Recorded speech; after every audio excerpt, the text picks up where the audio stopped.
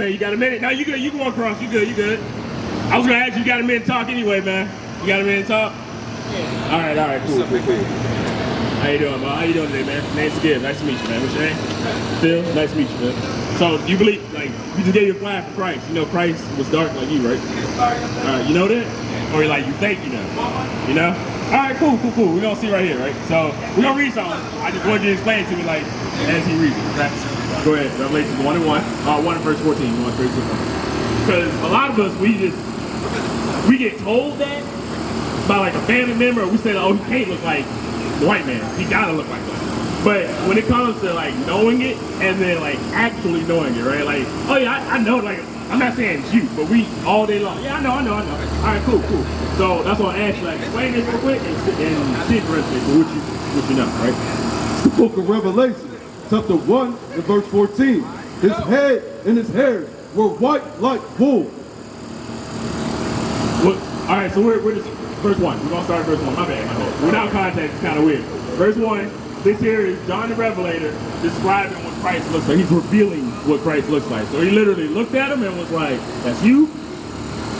Okay, good. I got it. Now I can tell the rest of the people, right? That's why I was saying it's a difference when you know, and then you can like, oh yeah, I'm gonna teach you because I know for real what it is and back it up. The book of Revelation, chapter 1 and verse 1. The revelation of Jesus Christ, which God gave unto him to show unto his servants things which must shortly come to pass. So Jesus Christ came down.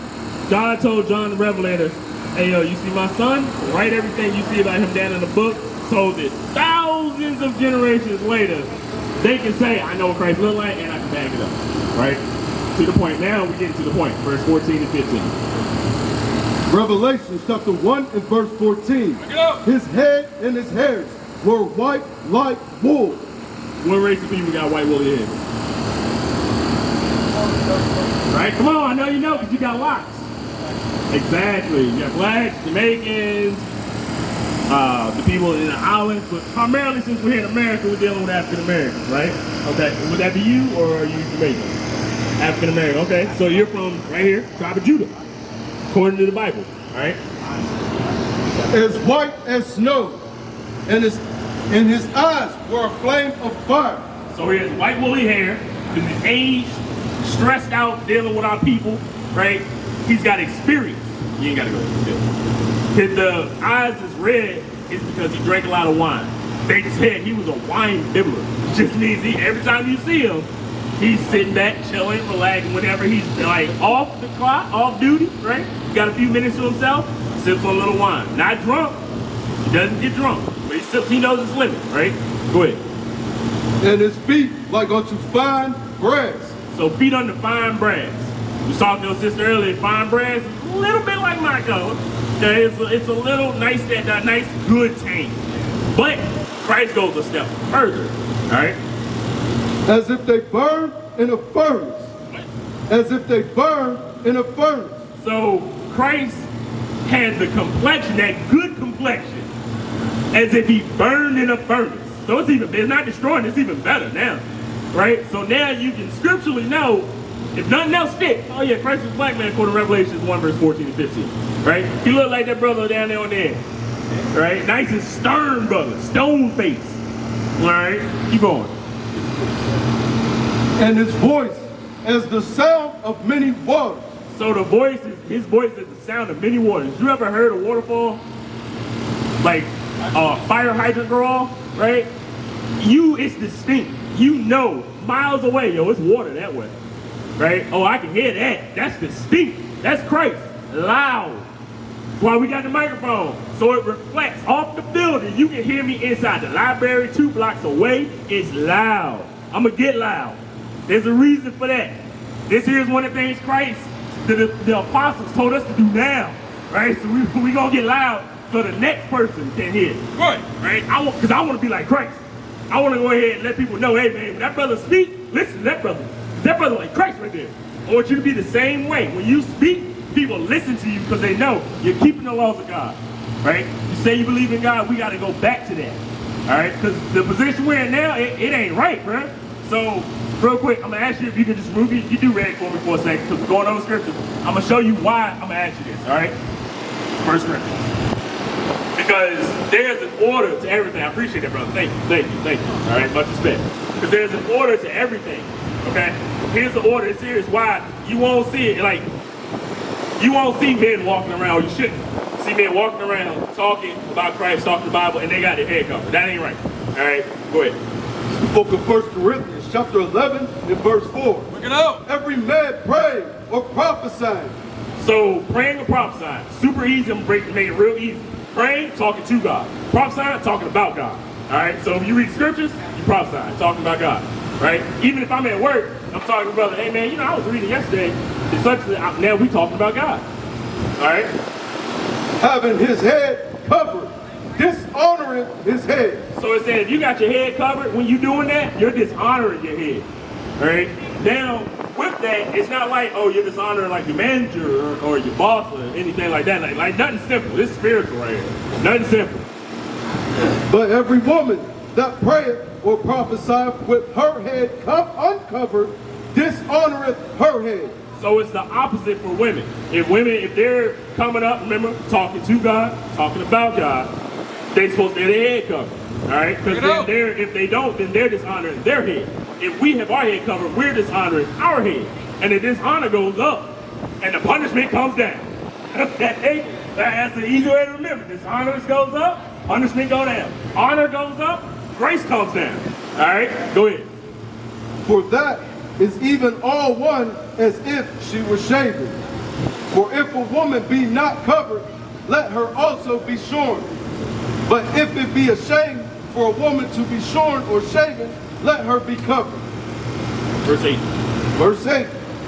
For the man is not of the woman. So, yes, we are born of women, like in the physical sense, but we ain't made for them. They're made for us. Right. All right? And it's not like, oh, well, I'm being chauvinistic and all that. Literally, the traits that men have, if you think back to all the women you dated or whatever, dealt with, right? They always have the trait that you're missing.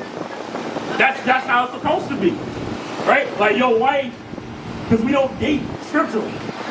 You are dating, you should be marrying that sister. Because you ain't gonna date and not get any reward out of it. Right? It's the same thing. You're supposed to marry that sister. Now, in the order of the household, you got God, Christ, the man, the women, then children. All right? So when it says you're dishonoring your head, that means you're dishonoring Christ. If you're praying or prophesying and you got your head covered. If a woman is praying or prophesying with her head uncovered, she's dishonoring you. Whether or not you're there physically or I'm at work, she's dishonoring me. Because it's the same thing. Like, God himself ain't standing right beside you, looking at you like, hey bro, come your head up while you talking about me. He ain't doing that, right? He's up there doing his business, got Christ told us these laws, and he said, hey, if they got their heads uncovered, women got their heads covered, right? That's why if you look up, in the back of that fire, all of our sisters, all of our women, all of our wives, our daughters, our children, they know, okay, oh, scripture's coming out, I need to get my head covered. Like if you come in, you'll literally see them, we sitting there chilling, talking, whatever. Let's say we out to dinner with like 20 brothers, we in there deep, family outing, right? If the brothers are sitting amongst each other, we can be eating food and everything, the sisters got their head uncovered, that's cool. But as soon as they hear, hey bro, you know, I was studying last night, you gonna go, oh, let me get my head covered, right? It's quick, because they want to honor their husbands, just like we want to honor Christ. Right. Now, one of the ways that we can further honor our head, we got to make sure that we keep the laws that he gave us. There's different rules, regulations, everything on how to go about our daily lives. Like today being the Sabbath, there's rules on how we're supposed to dress, right? We're going to start simple. Let's get fringes. You see here, every brother out here got these little tassel things. Everyone out here in purple and the black got their fringes on, right? Because this is a physical reminder of what we're supposed to do and who we are. So if you see me at work, let's say you see me like I am right here, right? I'm one person. Now you see me at work, and hypothetically, if I'm in the corner talking to a girl, you know that my wife is smoking a cigarette, you see fringes on, you know, hey, he ain't supposed to be doing that. I should know I ain't supposed to be doing that. This here is why, and it explains it. It's the book of Numbers, chapter 15, verse 38. Bring it up. Speak unto the children of Israel. You. He's talking to you, right? Remember this boy right here, children of Israel, all right? And bid them that they make them fringes in the border of their garments. So it's saying that you're supposed to make a fringe on the border of your garment. They can be like the big, super flowers, like you see it's a Passover. Oh, we fly. We got them joints sweeping the ground. Some of us at work, we got to have the little mini ones, right? But the point is, they're still there. Go ahead. Throughout their generations, and that they put upon the fringe of the borders a ribbon of blue. So now you got fringes, and upon that, a border of blue. It's supposed to be right on top of it. That's one thing we can do to help get our communities back in order. Because I guarantee if you look around and you see 300 people come down this street, fringes and a border of blue, you're going to stop what you're doing and pay attention to them, right? You could be at work, you're going to see people come out, hey man, what's going on over here? What's good? That's what's going to happen. Because it's supposed to remind you and let you know, hey, them brothers, they don't play. Keep the laws, right? Keep the commandments. That's what we out here trying to let people know. It's a very easy thing to do, right? We get another one.